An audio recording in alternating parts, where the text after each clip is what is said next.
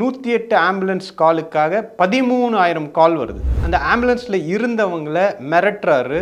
Ambulance வந்தா அது யார் ஓட்டிட்டு வராங்களோ அவர் பேசிட்ட மாதிரி ஹாஸ்பிடலுக்கு போக வேண்டிய நிலைமை ஆயிடுது. நம்முடைய முதலமைச்சர் எப்படி ஆம்புலன்ஸுக்கு வழிவிட்டிருக்காருன்றத பார்த்திருக்கோம். அந்த ஆம்புலன்ஸுக்கு நம்ம தோழர்கள் தயவு செஞ்சு இடம் கொடுங்க. போட்டோம் நீ போப்பா, நீ போலாம், வேகமா போ, வழி விடுங்க. 108 கலைஞர் கொண்டு வந்தது. உண்மையிலேயே எடப்பாடி பழனிசாமி அவர்களே, நீங்க அவ்வளோ வர்த்தெல்லாம் கிடையாது. சமீபத்தில் தமிழ்நாட்டுடைய எதிர்க்கட்சி தலைவர் எடப்பாடி பழனிசாமி அவர்கள் ஒரு மேடை பேச்சு பேசி கொண்டிருக்கும் போது அந்த வழியாக ஒரு ஆம்புலன்ஸ் போகுது. அந்த ஆம்புலன்ஸை அவர்களுடைய தொண்டர்களை வச்சு வழிமறிக்க சொல்லி அந்த ஆம்புலன்ஸில் இருந்தவங்களை மிரட்டுறாரு. இன்னொரு வாட்டி இந்த மாதிரி நான் பேசிகிட்டு இருக்கும்போது இந்த ஆம்புலன்ஸ் வழியில் வந்துச்சுன்னா இந்த ஆம்புலன்ஸ் இருக்கிறவங்களை கூப்பிட்டு போகிறதுக்கு ஒரு ஆம்புலன்ஸ் வரணுன்ற மாதிரி மிரட்டும் தொனியில் பேசியிருக்கார். ஒரு விஷயத்தை எடப்பாடி பழனிசாமி புரிஞ்சுக்கணும். தமிழ்நாட்டில் தினமும் சராசரியாக 108 ஆம்புலன்ஸ் காலுக்காக 13,000 கால் வருது.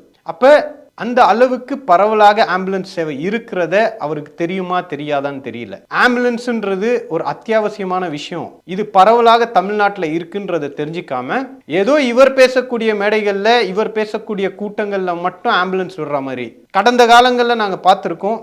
திராவிட முன்னேற்ற கழகத்துடைய கூட்டங்கள்லையும் முதலமைச்சருடைய கான்வாய்க்கு மத்தியிலையும் முதலமைச்சர் பேசிக்கிட்டு இருக்கக்கூடிய பிரச்சாரத்துக்கு மத்தியிலையும் ஆம்புலன்ஸ் போயிருக்கு.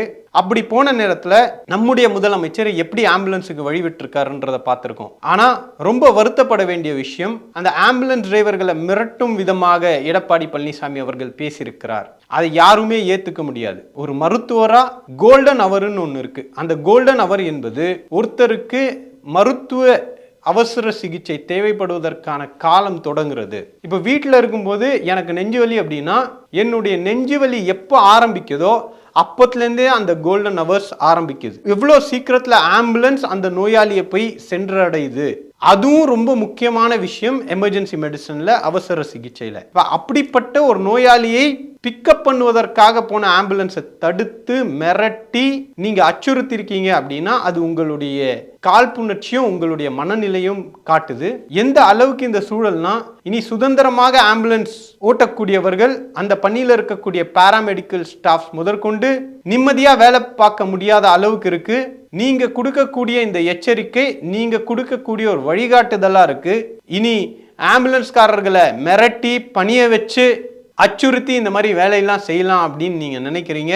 உண்மையிலேயே எடப்பாடி பழனிசாமி அவர்களே, நீங்கள் அவ்வளோ வர்த்தெல்லாம் கிடையாது. உங்களுடைய கூட்டத்துக்கு மத்தியில் ஆம்புலன்ஸை விட்டு தான் உங்கள் கூட்டத்தை கலைக்கணுன்ற அளவுக்கு நீங்கள் வர்த்து கிடையாதுன்றதை நீங்கள் புரிஞ்சுக்கணும்.